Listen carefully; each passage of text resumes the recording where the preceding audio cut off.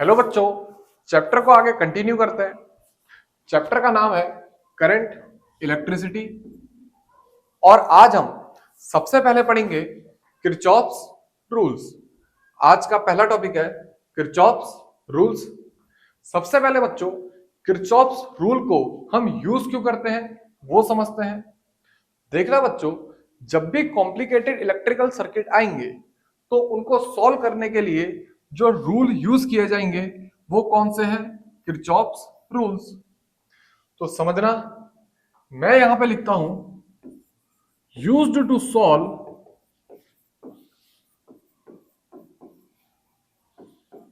Complicated electrical circuits.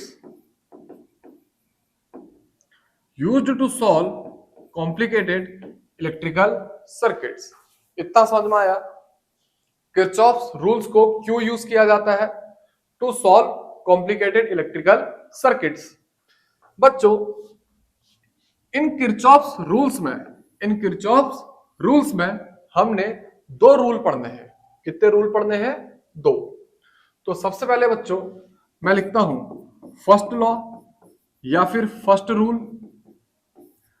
First rule बच्चों उसका नाम है करंट रूल। क्या है? Current rule. अब समझना बच्चों, करंट रूल क्या कहता है? किसी भी जंक्शन पे जितनी करंट आएगी उतनी करंट जाएगी। तो यहां पे मैं लिखता हूं एट एनी जंक्शन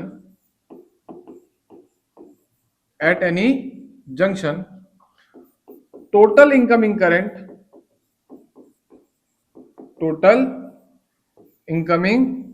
करंट ये किसके बराबर होगा?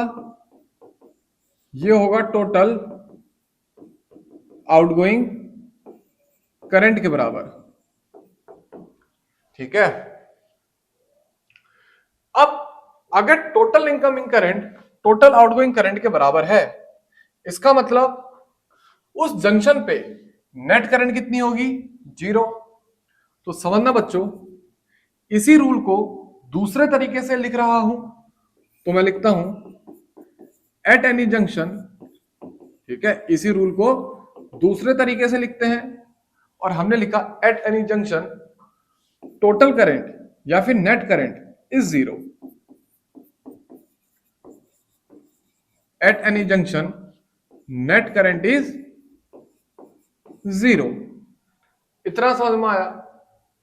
अगर नहीं समझ में आया तो बच्चों समझना, देखो मैंने क्या करा, ये एक पॉइंट लिया। ठीक है, इस पॉइंट पे ये I1 करंट अंदर की तरफ आ रही है, ये I2 करंट भी अंदर की तरफ आ रही है, ये I3 करंट भी अंदर की तरफ आ रही है और ये I4 करंट बाहर की तरफ जा रही है और साथ में ये I5 करंट भी बाहर की तरफ आ रही है। समझ में आया? देखो, ये एक पॉइंट है या फिर एक जंक्शन है। इस पॉइंट या जंक्शन पे कुछ करंट आ रही है और कुछ करंट जा रही है। तो बच्चों हमने करंट रूल के अकॉर्डिंग क्या कहा? ठीक है, करंट रूल या फिर इसे हम जंक्शन रूल भी कह सकते हैं।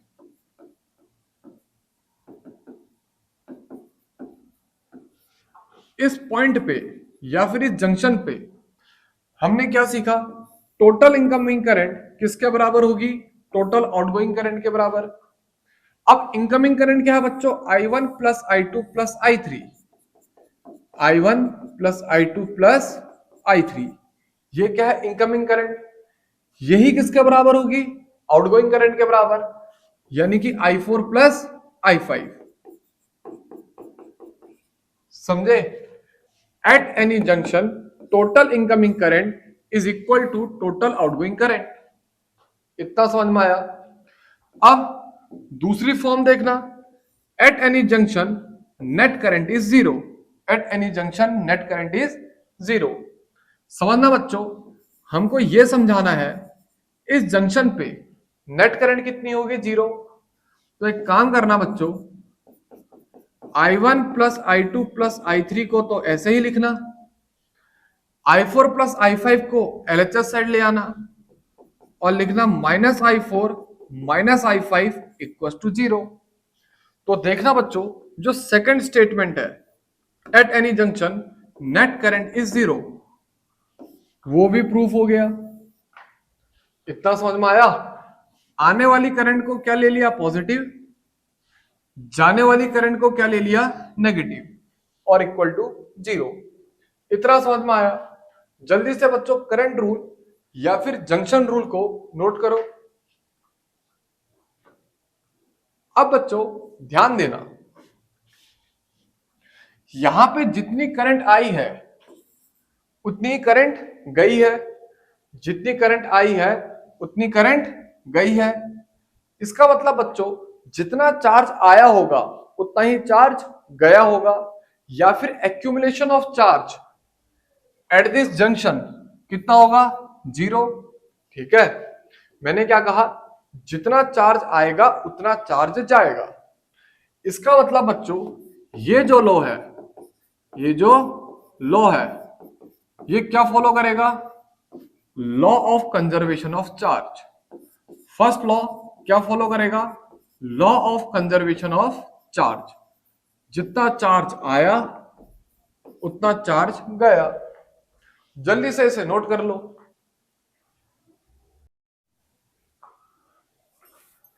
अब बच्चों बात करते हैं सेकंड रूल की। ठीक है, अब बात करते हैं किरचॉफ के सेकंड रूल की। सेकंड रूल क्या कहता है बच्चों? Net voltage in a closed path, net voltage in a closed path is 0। तो मैं लिखता हूं in a closed path, in a closed path net potential difference, net potential difference is 0। एक क्लोज्ड पाथ में नेट पोटेंशियल डिफरेंस कितना होगा? 0। इतना समझ में आया? देखना बच्चों, पहले रूल में हमने बात करी थी करंट की, तो उसको क्या नाम दिया? Current rule. दूसरे रूल में हम बात कर रहे हैं पोटेंशियल डिफरेंस की, यानी कि वोल्टेज की, तो दूसरे रूल को हम नाम देते हैं वोल्टेज रूल। दूसरे रूल को हम नाम देते हैं वोल्टेज रूल। अब बच्चों वोल्टेज रूल क्या कहता है? In a closed path net potential difference is 0। अब बच्चों सेकंड रूल को समझने के लिए पहले एक इलेक्ट्रिकल सर्किट ड्रॉ करते हैं। ठीक है, सेकंड रूल को समझने के लिए एक इलेक्ट्रिकल सर्किट को ड्रॉ करते हैं। यह है बैटरी का ईएमएफ E1, रेजिस्टेंस R1, ये रेजिस्टेंस R, ये बैटरी का ईएमएफ E2 और ये रेजिस्टेंस R2। इतना समझ में आया? अब बच्चों इस बैटरी से मान लो क्या करंट बाहर को आ रही है? I1।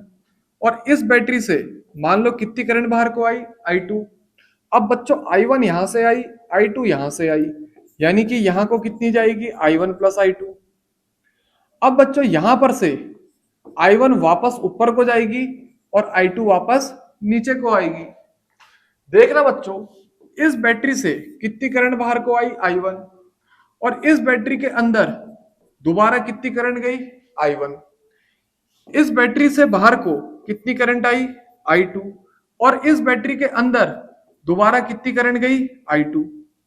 यानी कि बच्चों करंट का डिस्ट्रीब्यूशन सेम है। ठीक है, अब बच्चों इस पॉइंट को नाम देता हूं मैं A, इसको B, इसको C, इसको D, इसको E और इसको F। ठीक है, हमने क्या नाम दिया? A, B, C, D, E, F।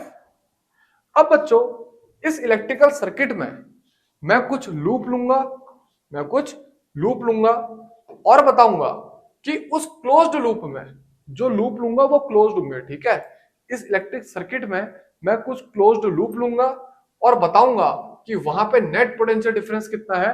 0। तो समझना बच्चों, सबसे पहले कुछ क्लोज्ड लूप को डिसाइड करो, कुछ क्लोज्ड लूप को डिसाइड करो। पहला करते हैं ए बी ई एफ ए। तो मैं लिखता हूं in A B E F A B E F A. इतना समझ में आया? ऐसे ही बच्चों एक क्लोज्ड लूप और डिसाइड करते हैं, E B C D E B C D E in E B C D E. इतना समझ में आया? अब बच्चों इन दोनों क्लोज्ड लूप में नेट पोटेंशियल डिफरेंस कितना होगा? 0। अब बच्चों ध्यान देना, किरचॉफ के सेकंड रूल को लगाने से पहले, किरचॉफ के सेकंड रूल को लगाने से पहले, इन दो लूप में किरचॉफ के सेकंड रूल को लगाने से पहले बात करेंगे साइन कन्वेंशन की। ठीक है, बात करेंगे साइन कन्वेंशन की। तो बच्चों यहां पर को मैं पहले साइन कन्वेंशन लिखता हूं। सेकंड रूल बच्चों साइन कन्वेंशन कंसीडर करता है, सेकंड रूल बच्चों साइन कन्वेंशन कंसीडर करता है। अब बच्चों साइन कन्वेंशन का जो पहला रूल है वो ये है, अगर path of closed loop is along direction of current, then resistance, या फिर लिखते हैं then voltage across resistance is negative, then voltage across resistance is negative. If path of closed loop is along direction of current, then voltage across resistance is negative. पहला rule समझ में आया? अगर नहीं समझ में आया, अभी इन दो लूप में इस रूल को यूज करूंगा, इन दो लूप में इस रूल को यूज करूंगा तो समझ जाओगे। ठीक है, इन दो लूप में इस रूल को यूज करूंगा तो समझ जाओगे। अब देखना बच्चों, साइन कन्वेंशन का सेकंड रूल क्या कहता है? ठीक है, व्हाइल ट्रैवर्सिंग लूप,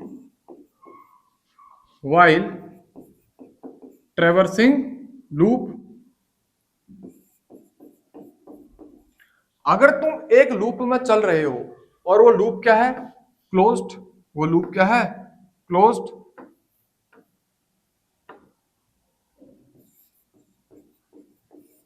बैटरी का साइन क्या लोगे? अगर तुम एक क्लोज लूप में चल रहे हो तो बैटरी का साइन क्या लोगे? पॉजिटिव या नेगेटिव? ठीक है, जैसे मैं इस लूप में चला तो बैटरी का साइन पॉजिटिव लूं या नेगेटिव लूं, वो कैसे पता लगेगा? तो बच्चों साइन कन्वेंशन के अकॉर्डिंग बैटरी का साइन पॉजिटिव तब लेना अगर तुम बैटरी के पॉजिटिव टर्मिनल से बाहर को आ रहे हो, और बैटरी का साइन नेगेटिव तब लेना अगर तुम बैटरी के नेगेटिव टर्मिनल से बाहर आ रहे हो। ठीक है, तो मैं लिखता हूं take sign of EMF positive if positive terminal of battery comes later. वो बाद में आता है, अदरवाइज नेगेटिव। इतना समझ में आया? देखना बच्चों, अगर तुम बैटरी के पॉजिटिव टर्मिनल से, ध्यान से सुनना, तुम जिस क्लोज लूप में चल रहे हो उस क्लोज लूप में अगर तुम बैटरी के पॉजिटिव टर्मिनल से बाहर को आओगे तो बच्चों बैटरी के EMF का साइन क्या लेना? पॉजिटिव। और अगर बैटरी के नेगेटिव टर्मिनल से बाहर को आओगे तो EMF का साइन क्या लेना? नेगेटिव। मैंने क्या लिखा? While traversing close loop take sign of EMF positive if positive terminal of battery comes later otherwise negative. इतना समझ में आया? इतना समझ में आया? दो रूल को समझो। If path of close loop is along direction of current then voltage across resistance is negative. while traversing closed loop takes sign of EMF positive if positive terminal of battery comes later, otherwise negative. अब समझना बच्चों, मैं इन दो loop में use करता हूं। देखना, ए B E F ए, इसका मतलब ए से पहले बी चलो, फिर बी से ई चलो, ई से फिर एफ चलो, फिर एफ से वापस ए आओ। इतना समझ में आया? यानी कि हमको लूप को कुछ ऐसे चलना है। इतना समझ में आया? पहले ए से बी आओ, ए से बी आए, कोई रेजिस्टेंस नहीं है, कोई बैटरी नहीं है। फिर बच्चों बी से ई आओ, बी से ई आए, तो बीच में एक रेजिस्टेंस आता है आर। ये जो रेजिस्टेंस है, ठीक है, बीच में ये जो रेजिस्टेंस है, ये क्या है? आर। इस आर के अक्रॉस वोल्टेज कितनी होगी? R into I one plus I two. इस आर का क्रॉस वोल्टेज कितनी होगी? R into I one plus I two. Voltage का फॉर्मूला क्या होता है ओम्स लॉ के according? V equals to I R. तो बच्चों इस आर का क्रॉस जो करंट है वो कितनी है? I one plus I two. तो इस आर का क्रॉस वोल्टेज कितनी आएगी? आर ब्रैकेट में I one plus I two. अब बच्चों हम चले बी से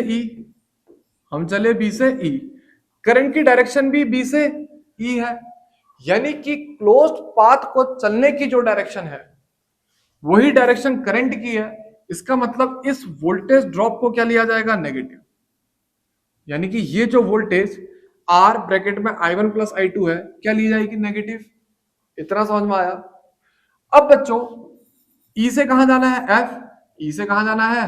एफ। अब ई से एफ तो ना तो कोई बैटरी है ना तो कोई रेजिस्टेंस है। फिर एफ से कहां जाना है बच्चों? ए। एफ से कहां जाना है? ए। यानी कि एफ से कहां जाओगे? ए। इतना समझ में आया? एफ से कहां जाओगे बच्चों? ए। अब जब तुम एफ से ए जाओगे, यहां पे रेजिस्टेंस क्या आया? R1। तो इसका क्रॉस वोल्टेज कितनी आएगी? I1 R1। इस R1 के थ्रू करंट कितनी जा रही है? I1। तो ये जो वोल्टेज ड्रॉप आएगी कितनी आएगी? I1 R1। अब बच्चों तुम चले एफ से ए, मतलब वहां से यहां, करंट की डायरेक्शन भी इधर को ही है, तो यानी कि ये जो वोल्टेज है वो क्या लेनी पड़ेगी? नेगेटिव। इतना समझ में आया? फिर बच्चों हमारे पास आई एक बैटरी जिसका ईएमएफ है E1। ध्यान देना, तुम जब एफ से ए आ रहे हो, तुम बैटरी के पॉजिटिव टर्मिनल से बाहर आ रहे हो, तो यानी कि ईएमएफ का साइन क्या लिया जाएगा? पॉजिटिव। अब बच्चों तुम वापस कहां पे आ गए? ए पे। जहां से शुरू करा था वापस वहीं पे आ गए, तो यानी कि बच्चों जो नेट पोटेंशियल डिफरेंस है वो कितना होगा? 0। पहली इक्वेशन समझे? ठीक है। कौन कौन सा साइन कन्वेंशन का रूल कहां कहां पे लगा समझना। पहले वोल्टेज क्या लिया हमने? -R ब्रैकेट में I1 प्लस I2। पहला rule, if path of close loop is along direction of current then voltage of resistance या voltage across resistance is negative. इतना समझ में आया? हम बी से ई चले, करंट की डायरेक्शन भी यहीं को है, तो यानी कि वोल्टेज को क्या लिया? नेगेटिव। अब बच्चों हम एफ से ए चले, करंट की डायरेक्शन भी यहीं को है, तो ये वाली रेजिस्टेंस, कौन सी वाली रेजिस्टेंस? R1 वाली, इसका क्रॉस वोल्टेज कितनी थी? I1 R1। इसको भी क्या लिया? नेगेटिव। फिर जब एफ से ए चले तो हम बैटरी के कौन से टर्मिनल से बाहर निकले? पॉजिटिव। तो यहां पे क्या साइन लिया? पॉजिटिव। और बच्चों इन सबका टोटल किसके बराबर होगा? 0। हमने क्या लिखा? While traversing close loop. इस वाले के लिए समझना, while traversing close loop takes sign of EMF positive if positive terminal of battery comes later। ठीक है, बैटरी का पॉजिटिव टर्मिनल बाद में आया, इस वजह से EMF को क्या ले लिया? पॉजिटिव। इतना समझ में आया? ऐसे ही बच्चों अब बात करते हैं इस लूप की।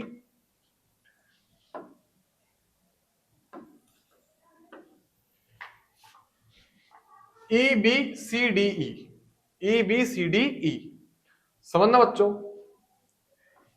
ई पॉइंट ये है, बी पॉइंट ये है, सी पॉइंट ये है, डी पॉइंट ये है, ई पॉइंट ये है।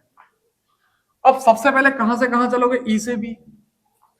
अब ई से बी आओ, रेजिस्टेंस क्या है? आर, उसका क्रॉस करंट कितनी है? I1 प्लस I2, यानी कि वोल्टेज क्या आएगी? आर ब्रैकेट में I1 प्लस I2। अब इस वोल्टेज का साइन क्या लिया जाएगा? पॉजिटिव। रीजन? क्योंकि हम चल रहे हैं बी से ई, हम चल रहे हैं बी से ई, ठीक है, सॉरी मैं गलत बोला, हम चल रहे हैं ई से बी, हम चल रहे हैं ई से बी, और करंट आ रही है बी से ई। क्लोज लूप यहां से यहां को चला जा रहा है, ई से बी को, और करंट आ रही है यहां से यहां, यानी कि दोनों की डायरेक्शन अपोजिट है। तो बच्चों जो भी वोल्टेज रेजिस्टेंस का क्रॉस आएगी उसे क्या लेना पड़ेगा? पॉजिटिव। फिर बच्चों बी से सी चलो, बी से सी चलोगे, यहां पे ध्यान देना कोई भी रेजिस्टेंस या कोई भी बैटरी नहीं है। फिर बच्चों सी से डी चलो, जब तुम सी से डी चलोगे तो ध्यान देना एक बैटरी आई जिसका ईएमएफ क्या है? E2। अब इसका साइन पॉजिटिव हो गया नेगेटिव? Obviously negative. उसका रीजन? क्योंकि हमने चलना है सी से डी, सी से डी, और हम बैटरी के कौन से टर्मिनल से बाहर को आ रहे हैं? नेगेटिव। तो यानी कि ईएमएफ का साइन -E2। इतना समझ में आया? फिर चलना है बच्चों डी से ई, सॉरी पहले ध्यान देना सी से डी में, सी से डी में, सी से डी में एक रेजिस्टेंस भी आ रहा है R2। तो इसका क्रॉस जो वोल्टेज ड्रॉप आएगी वो कितनी आएगी? I2 R2, और इसका जो साइन है वो क्या आएगा? पॉजिटिव। क्यों? क्योंकि हम चल रहे हैं सी से डी, ठीक है, और करंट की डायरेक्शन है डी से सी, हम करंट की डायरेक्शन के अपोजिट चल रहे हैं। तो इसका मतलब जितनी भी वोल्टेज रेजिस्टेंस का क्रॉस गिरेगी वो क्या लेनी पड़ेगी? पॉजिटिव। इतना समझ में आया? फिर बच्चों हम डी पे आ गए, फिर डी से फिर कहां चलना है? ई। डी से कहां पे चलना है? फिर से ई पे। अब बच्चों वापस ई पे आ गए, डी ई के बीच में कोई रेजिस्टेंस और कोई सेल नहीं है, डी और ई के बीच में कोई रेजिस्टेंस और कोई सेल नहीं है। तो बच्चों इन सबका सम किसके बराबर आएगा? 0 के बराबर। इतना समझ में आया? तो क्या बच्चों किरचॉफ में साइन कन्वेंशन समझे? किरचॉफ के सेकंड रूल में साइन कन्वेंशन समझे ना? अब एक काम करते हैं, एक बड़ा लूप कंसीडर करते हैं और उसमें साइन कन्वेंशन लगाने की कोशिश करते हैं। ठीक है, एक बड़ा लूप लगाते हैं और उसमें साइन कन्वेंशन यूज करते हैं। बड़ा लूप क्या ले बच्चों? सिंपल से बड़ा लूप लेते हैं A B C D E F A, A B C D E F A, ऐसे बड़ा लूप। समझ में आया? ये पूरा बड़ा वाला, इतना समझ में आया?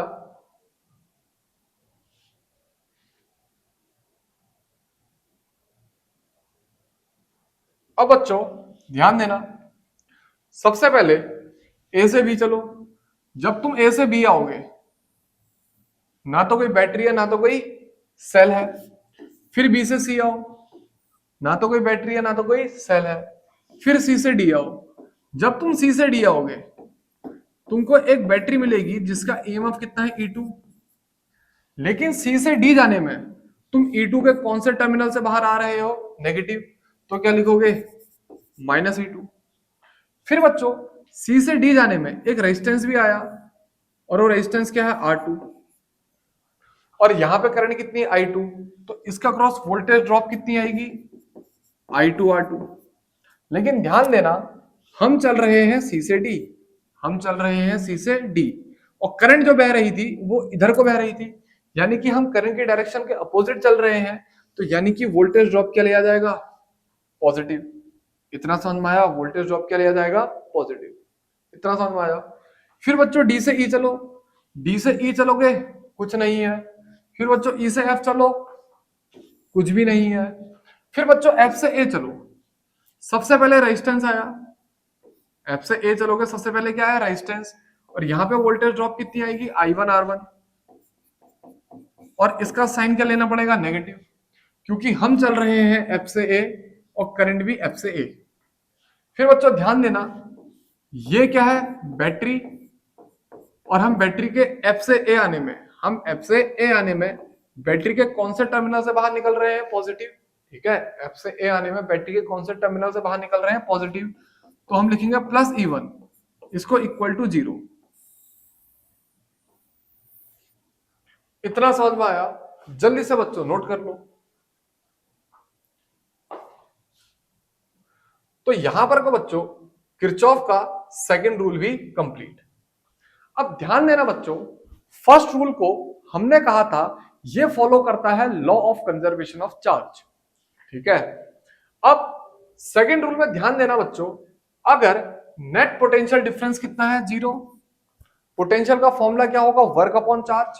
तो यानी कि बच्चों ये फॉलो करेगा सीधे सीधे law of conservation of energy. ठीक है, क्योंकि वर्क अपॉन चार्ज होता है ना, और वर्क की डायमेंशन किसके बराबर होती है, वर्क की डायमेंशन किसके बराबर होती है, एनर्जी के बराबर। ठीक है, यानी कि वोल्टेज एक तरीके से वर्क ही है। तो हम बोलेंगे this law follow law of conservation of energy. ये किसको फॉलो करेगा, law of conservation of energy को फॉलो करेगा। और पहला वाला किसको फॉलो करता था, law of conservation of charge. जल्दी से बच्चों इसे नोट कर लो, फास्ट।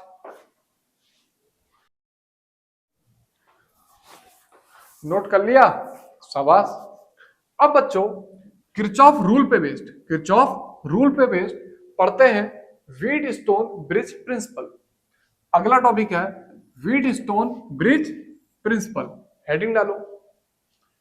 देखना बच्चों, यहां पर को मैंने एक व्हीटस्टोन ब्रिज ड्रॉ किया है। व्हीटस्टोन ब्रिज में 4 रेजिस्टेंस P, Q, R और S, इनको एक ब्रिज तरीके से अरेंज किया जाता है। व्हीटस्टोन ब्रिज में 4 resistance P, Q, R, S को एक ब्रिज तरीके से अरेंज किया जाता है। फिर बच्चों यहां पर को इस पॉइंट और इस पॉइंट के बीच में एक गैल्वेनोमीटर को कनेक्ट किया जाता है। ठीक है, इस पॉइंट और इस पॉइंट के बीच में एक गैल्वेनोमीटर को कनेक्ट किया जाता है। फिर इस पूरे सेटअप को एक बैटरी से कनेक्ट किया जाता है, जिसका ईएमएफ मान लो कितना है, E। इतना समझ में आया? तो व्हीटस्टोन ब्रिज का बच्चों डायग्राम समझे। अब बच्चों इसका प्रिंसिपल समझते हैं। इसका प्रिंसिपल क्या कहता है, अगर current through galvanometer is 0, if current through galvanometer is 0, यानी कि बच्चों इस गैल्वेनोमीटर से कितनी करंट जा रही है, 0। देन बच्चों P अपॉन Q किसके बराबर होगा, R अपॉन S। और यही क्या है, व्हीटस्टोन ब्रिज प्रिंसिपल। इतना समझ में आया? अगर गैल्वेनोमीटर से करंट कितनी है, 0, तो P अपॉन Q किसके बराबर होगा, R अपॉन S। इतने को नोट करो। अब बच्चों इसका प्रूफ समझते हैं कि ये कैसे हो रहा है। एक काम करो बच्चों, सबसे पहले बैटरी से करंट लेके चलो, कितनी आई, इस बैटरी के पॉजिटिव टर्मिनल से आई करंट लेकर आओ। अब बच्चों मान लो नीचे को करंट कितनी गई, I1, नीचे को कितनी करंट गई, I1, तो ऊपर को कितनी करंट जाएगी, I माइनस I1। समझ में आया? यहां से I करंट आई, I1 नीचे गई, तो ऊपर कितनी जाएगी, I माइनस I1। अब बच्चों मान लो यहां के बाद ऊपर को करंट गई IG, ऊपर को कितनी करंट गई, IG, यानी कि करंट थ्रू गैल्वेनोमीटर। तो यहां को कितनी करंट जाएगी बच्चों, I1 माइनस IG। इतना समझ में आया? I माइनस I1 यहां से आई, IG यहां से आई, तो यहां को क्या जाएगी, I minus I1 plus IG। I minus I1 यहां से आई, IG यहां से आई, तो यहां को कितनी आएगी, I minus I1 plus IG। अब बच्चों यहां से I minus I1 plus IG और यहां से I1 माइनस IG, यहां से I minus I one plus I G और यहां से I1 माइनस आई जी। तो बच्चों फिर ये करंट यहां पे दोबारा कंबाइन होगी या फिर ऐड होगी और नीचे को कितनी करंट आएगी? I। नहीं आया समझ में? देखना यहां से कितनी करंट आई? I minus I one plus I G और यहां से कितनी करंट गई? I1 माइनस आई जी। इन दोनों करंट को ऐड कर दिया, I1 कैंसिल, IG कैंसिल, यानी कि वापस नीचे को कितनी करंट आएगी? I। करंट का डिस्ट्रीब्यूशन समझ में आया? करंट का डिस्ट्रीब्यूशन समझ में आया? आ गया? शाबाश। यहां से करंट I, नीचे को I1 तो ऊपर को I माइनस आई वन, फिर यहां से ऊपर को IG तो यहां से I1 माइनस आई जी, फिर यहां से नीचे को I minus I one plus I G, I minus I one plus I G. फिर बच्चों यहां पर से आगे को इस करंट को ऐड कर देना, IG से IG कैंसिल हो जाएगा, I1 से I1 कैंसिल हो जाएगा, सिर्फ कितना बचेगा? I। तो करंट का डिस्ट्रीब्यूशन समझे। अब बच्चों सीधे सीधे सीधे सीधे इस पॉइंट को नाम देना A, इस पॉइंट को नाम देना B, इस पॉइंट को नाम देना C और इस पॉइंट को नाम देना D। और किरचॉफ रूल लगाना पहले ए बी डी ए में, ए बी डी ए में। तो मैं लिखता हूं in A B D A. ठीक है, किरचॉफ रूल किस में लगाओगे? ए बी डी ए में। ए से बी चलो, ए से बी, तो कितना वोल्टेज ड्रॉप आएगा? P times of I minus I one. अब हम चल रहे हैं ए से बी, करंट की डायरेक्शन भी ए से बी है, तो ये वोल्टेज ड्रॉप क्या लेना पड़ेगा? नेगेटिव। ये वोल्टेज ड्रॉप क्या लेना पड़ेगा? नेगेटिव। फिर बी से डी चलो, तो वोल्टेज ड्रॉप कितना आएगा बच्चों? I इंटू आर, यानी कि IgG। ये गैलोमीटर का रेजिस्टेंस कितना है मान लो? G। ठीक है, और यहां पर को करंट कितनी है? IG। तो वोल्टेज ड्रॉप कितनी आ जाएगी? IgG। अब हमने चलना है बी से डी, करंट की डायरेक्शन है डी से बी, यानी कि अपोजिट। तो इस वजह से जो वोल्टेज ड्रॉप है वो क्या लेंगे? पॉजिटिव। इतना समझ में आया? फिर बच्चों हम चलेंगे डी से ए, तो डी से ए चलोगे तो वोल्टेज ड्रॉप कितना आएगा? R times of I one, R times of I one. लेकिन हमें चलना है डी से ए, करंट है ए से डी, तो यानी कि अपोजिट चल रहे हैं करंट के, इस वजह से साइन पॉजिटिव और उसके बाद इक्वल टू जीरो। इतना समझ में आया? पहले ए से बी यानी कि minus P times of I minus I one, फिर बी से डी यानी कि plus I G times of G, फिर बच्चों डी से ए यानी कि plus R times of I one. इतना समझ में आया? इक्वल टू जीरो, किरचॉफ का सेकंड रूल। इतना समझ में आया? ऐसे ही बच्चों ये दूसरे लूप में भी किरचॉफ रूल लगाओ, ऐसे बच्चों ये दूसरे लूप में भी किरचॉफ रूल लगाओ, यानी कि B C D B, B C D B. तो बच्चों बी से सी आओ, बी से सी आओ। अगर तुम बी से सी आओगे तो वोल्टेज ड्रॉप कितनी आएगी? Minus Q times of I minus I one plus I G. समझ में आया? Voltage drop Q into current, Q into current, current का मतलब I minus I one plus I G. अब तुम बी से सी चल रहे हो,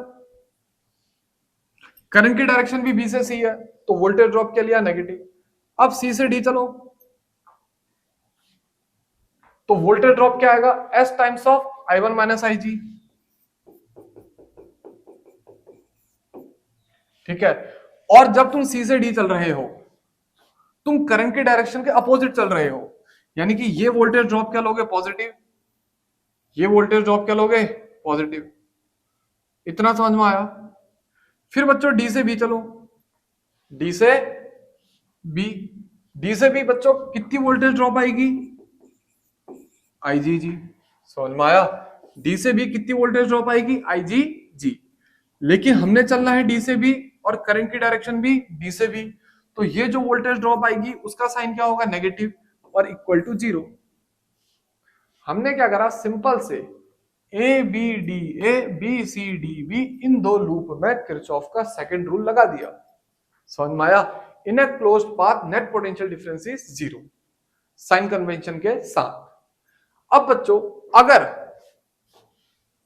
गैलोमीटर के थ्रू करंट जीरो है, अगर गैल्वेनोमीटर के थ्रू करंट 0 है तो इसका मतलब बच्चों हम क्या करेंगे, इन दो इक्वेशन में IG की वैल्यू 0 पुट करेंगे।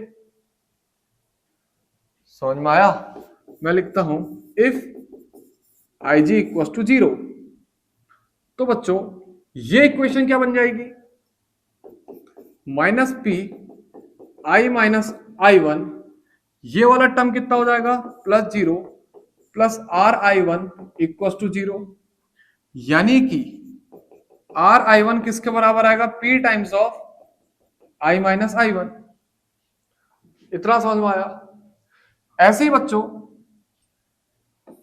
ये जो सेकंड इक्वेशन है ये क्या बन जाएगी, -Q I minus I1, IG की वैल्यू क्या पुट कर दी तुमने 0, plus S I1 minus 0, IG की वैल्यू क्या पुट कर दी 0, फिर माइनस IgG यानी कि ये टर्म भी कितना हो जाएगा 0 इक्वल टू 0। इतना समझ में आया? इतना समझ में आया? क्या करा बच्चों, इस इक्वेशन में भी क्या पुट करा, IG को 0, इस इक्वेशन में भी क्या पुट करा, IG को 0। इतना समझ में आया? तो बच्चों यहां पे ध्यान देना, तुम क्या लिखोगे, S टाइम्स ऑफ I1, इसको इधर ही रहने दो, ये वाले टर्म को वहां ले डालो, तो ये क्या आएगा, Q times of I minus I1। इतना समझ में आया? अब बच्चों इस इक्वेशन को और इस इक्वेशन को डिवाइड कर दो, ठीक है। पहले मैं थोड़ा तरीके से लिख देता हूं, इसे लिखता हूं इक्वेशन फर्स्ट, इसे लिखता हूं इक्वेशन सेकंड, और यहां पर को लिखता हूं इफ IG इक्वल टू 0, तो मैंने लिखा from equation first. Equation first में हमने IG को क्या पुट कर दिया 0, और ये इक्वेशन बनी थर्ड, ठीक है। और यहां पर को देखो, मैं लिखूंगा from equation second. Second equation में IG की वैल्यू 0 पुट करी, तो ये इक्वेशन क्या बन गई, फोर्थ।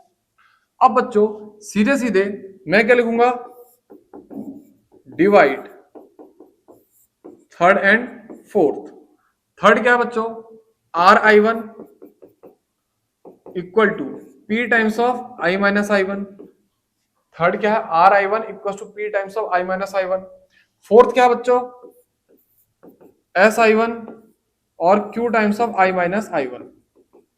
इन दो इक्वेशन को हमने क्या कर दिया बच्चों, डिवाइड कर दिया, कैंसिल कैंसिल कैंसिल कैंसिल, यानी कि क्या आया, R upon S equal to P upon Q। और यही व्हीट स्टोन ब्रिज प्रिंसिपल है। अगर गैल्वेनोमीटर के थ्रू करंट कितनी है 0, तो बच्चों P अपॉन Q किसके बराबर होगा, R अपॉन S के, या फिर R अपॉन S किसके बराबर होगा, P अपॉन Q के। इतना समझ में आया? करना कुछ नहीं है, सीधे सीधे यहां से करंट आई ले जानी है, करंट का पहले डिस्ट्रीब्यूशन करना है, उसके बाद बच्चों दो लूप पकड़ने हैं, एक ये वाला लूप पकड़ना है, एक ये वाला लूप पकड़ना है, एक ये वाला लूप लेना है, एक ये वाला लूप लेना है। और बच्चों इन दोनों लूप में किरचॉफ का सेकंड रूल लगाना है। उसके बाद IG को क्या रखना है 0, IG को क्या पुट करना है 0। इतना समझ में आया? फिर बच्चों जो भी इक्वेशन आएगी इनको क्या करना है, डिवाइड। तो बच्चों P अपॉन Q किसके बराबर आ जाएगा, R अपॉन S। जल्दी से बच्चों नोट कर लो।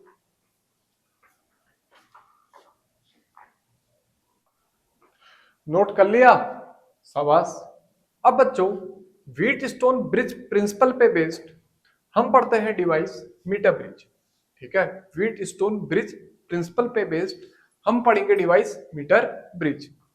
बच्चों मीटर ब्रिज का मैंने डायग्राम ड्रॉ कर दिया, ठीक है, समझना। बच्चों ये एक बैटरी है जिसका EMF कितना है E, ठीक है।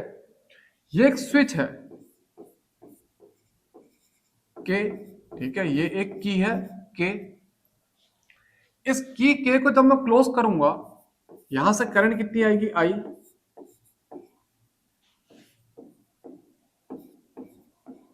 ठीक है। अब बच्चों ध्यान देना, ये एक रेजिस्टेंस है कितना R, और ये एक रेजिस्टेंस है S, ठीक है। यहां से मैंने एक गैल्वेनोमीटर कनेक्ट किया है, और गैल्वेनोमीटर का सेकंड पॉइंट एक जॉकी J से कनेक्ट किया है। यहां से मैंने एक गैल्वेनोमीटर को कनेक्ट किया है और गैल्वेनोमीटर का सेकंड पॉइंट एक जॉकी जे से कनेक्ट किया है। इतना समझ में आया बच्चों? ये ए बी एक वायर है, ये ए बी एक वायर है जिसकी लेंथ कितनी होगी 100 सेंटीमीटर। और मैं क्या करूंगा, इस जॉकी जे की मदद से, इस जॉकी जे की मदद से इस वायर में एक ऐसा पॉइंट ढूंढूंगा जहां पर को ये गैल्वेनोमीटर डिफ्लेक्शन शो नहीं करेगा। समझ में आया? ये एक बैटरी है जिसका ईएमएफ ई, ये एक की के, जैसे इस की के को क्लोज करूंगा इसमें करंट आई दौड़नी शुरू हो जाएगी। ये रेजिस्टेंस आर है, ये रेजिस्टेंस एस है, ये ए बी वायर है जिसकी लेंथ कितनी होगी 100 सेंटीमीटर। यहां से मैंने एक गैल्वेनोमीटर कनेक्ट करा जी, और गैल्वेनोमीटर का सेकंड पॉइंट एक जॉकी जे से कनेक्ट है। इस जॉकी की मदद से मैं इस ए बी वायर में एक ऐसी पॉइंट ढूंढूंगा, इस जॉकी जे की मदद से इस ए बी वायर में एक ऐसा पॉइंट ढूंढूंगा जहां पे गैल्वेनोमीटर डिफ्लेक्शन शो नहीं करेगा। इतना शो करा या फिर इतना समझ में आया? इतना समझ में आया? अब बच्चों ये क्या है, ये एक स्केल है, ये क्या है, स्केल है रीडिंग नापने के लिए या फिर लेंथ नापने के लिए। और इस स्केल को मैंने इस ए बी वायर के अकॉर्डिंग सेट किया है। इतना समझ में आया? अब बच्चों सबसे पहला स्टेप क्या होगा, तो मैं लिखता हूं फर्स्ट। सबसे पहला स्टेप क्या है, find null point with jockey. Jockey की मदद से एक ऐसा पॉइंट ढूंढो, जॉकी की मदद से एक ऐसा पॉइंट ढूंढो जहां पे गैल्वेनोमीटर डिफ्लेक्शन शो ना करे, यानी कि नल पॉइंट। तो मैं लिखता हूं लेट इट इज एट जे। ध्यान देना, ध्यान देना, इस जॉकी को पहले यहां पे रखूंगा, फिर धीरे धीरे धीरे धीरे आगे को लेते हुए जाऊंगा और तब तक का लेते हुए जाऊंगा जब तक का गैल्वेनोमीटर में डिफ्लेक्शन शो होना बंद ना हो जाए। इस जे पॉइंट पे गैल्वेनोमीटर ने डिफ्लेक्शन शो करना क्या कर दिया, बंद। इतना समझ में आया? फिर दूसरा पॉइंट, दूसरा पॉइंट क्या होगा बच्चों, इस एजे लेंथ को नापो। दूसरा पॉइंट या फिर दूसरा स्टेप मैं लिखता हूं मेजर एजे। इस एजे लेंथ को नापा, मान लो कितना है बच्चों, एल सेंटीमीटर। तो देयरफॉर जे भी कितना होगा बच्चों, 100 माइनस एल सेंटीमीटर। अगर पूरा क्या है 100, इतना एल है तो ये कितना होगा बच्चों, 100 माइनस एल सेंटीमीटर। इतना समझ में आया? अब बच्चों अगर रेजिस्टेंस पर यूनिट लेंथ, अगर रेजिस्टेंस पर यूनिट लेंथ कितना है, स्मॉल आर, अगर पर यूनिट लेंथ कितना रेजिस्टेंस है, स्मॉल आर, देन तो बच्चों एजे का रेजिस्टेंस कितना होगा, देन रेजिस्टेंस ऑफ एजे कितना होगा, एल इंटू स्मॉल आर, और रेजिस्टेंस ऑफ जे भी कितना होगा, 100 minus L into small R. इतना समझ में आया? अगर एजे की लेंथ एल है तो इतने का रेजिस्टेंस कितना होगा, एल इंटू स्मॉल आर। अगर जेबी की लेंथ 100 माइनस एल है तो इसका रेजिस्टेंस कितना होगा, 100 minus L into small R. इतना समझ में आया? If resistance per unit length is small R, then resistance of AJ is L R and resistance of JB is 100 minus L into R. इतना समझ में आया? अब आएंगे बच्चों तीसरे स्टेप पे, अब आएंगे बच्चों तीसरे स्टेप पे। ध्यान देना तीसरा स्टेप क्या होगा, हम देखेंगे व्हीट स्टोन ब्रिज प्रिंसिपल को, हम देखेंगे व्हीट स्टोन ब्रिज प्रिंसिपल को। तो मैं लिखता हूं by Wheatstone bridge, by Wheatstone bridge principle. वो क्या था, अगर IG 0 है यानी कि गैल्वेनोमीटर कोई डिफ्लेक्शन शो नहीं कर रहा है, तो बच्चों P अपॉन Q किसके बराबर होता था, आर अपॉन एस के, यही था नहीं था, हमने यही तो पढ़ा, पी अपॉन क्यू किसके बराबर होगा, आर अपॉन एस के। तो देयरफॉर बच्चों आर अपॉन एस को तो ऐसे ही लिखो, ये आर और ये एस को ऐसे ही लिखो। ये जो पी है ना एक्चुअल में क्या है, एजे लेंथ का रेजिस्टेंस, यानी कि एल इंटू स्मॉल आर, और ये जो क्यू है वो क्या है, जेबी लेंथ का रेजिस्टेंस, यानी कि 100 minus L into small R से स्मॉल आर कैंसिल, यानी कि एल अपॉन 100 माइनस एल किसके बराबर आएगा, आर अपॉन एस के बराबर। इतना समझ में आया। व्हीटस्टोन ब्रिज ने क्या कहा था, अगर IG 0 होगा यानी कि गैल्वेनोमीटर डिफ्लेक्शन शो नहीं करेगा तो P अपॉन क्यू किसके बराबर आएगा, R अपॉन एस के। R अपॉन एस को ऐसे ही लिखा, यहाँ पे P अपॉन क्यू क्या है उसको आइडेंटिफाई करो। P एक्चुअल में है ये AJ लेंथ का रेजिस्टेंस और Q एक्चुअल में है JB लेंथ का रेजिस्टेंस। इतना समझ में आया, इतना समझ में आया। तो बच्चों आज के लिए इतना ही, ठीक है। अब बच्चों ध्यान देना, इसको थोड़ा सा और आगे कंटिन्यू करते हैं और तुमको समझा देता हूं ये मैंने कैसे लिया। इस पॉइंट पे आओ, ये ए है और ये बी है, ठीक है। तो बच्चों ये है ए और ये है बी, समझ में आया। इस ए से आगे को क्या है, जे, तो यहां पर को मैंने जे पॉइंट ले लिया, फिर जे से आगे को क्या है, बी, यानी कि ये है एजे, ये है जेबी। इतना समझ में आया। ये जो एजे है इसकी लेंथ कितनी है, एल, तो यानी कि इसका रेजिस्टेंस कितना है, एल आर। ये जो जेबी है इसकी लेंथ कितनी है, 100 माइनस एल, यानी कि रेजिस्टेंस क्या है, 100 minus L into small R. इतना समझ में आया। अब इस जे पॉइंट से एक गैल्वेमीटर कनेक्ट है ऊपर को, तो इस जे पॉइंट से मैं एक गैल्वेमीटर को कनेक्ट करता हूं। जे पॉइंट से गैल्वेमीटर कनेक्ट है ना ऐसे, तो मैंने जे पॉइंट से ये गैल्वेमीटर कनेक्ट करा। फिर आगे जाके ये जो गैल्वेमीटर जहां पे लगा था, मेरा कहने का मतलब है इस पॉइंट के बाद या फिर इस पॉइंट के बाद इधर साइड को एक रेजिस्टेंस क्या है, आर। तो इस पॉइंट के बाद लेफ्ट साइड को रेजिस्टेंस क्या आएगा, आर, और ये आर वापस किससे जुड़ा है, ए से। इतना समझ में आया। और इस पॉइंट के बाद अगर तुम राइट को जाओगे तो एक रेजिस्टेंस आएगा एस, और ये एस किससे जुड़ा है, बी से। इतना समझ में आया। इसको मैंने फिर से क्या बना दिया, व्हीटस्टोन।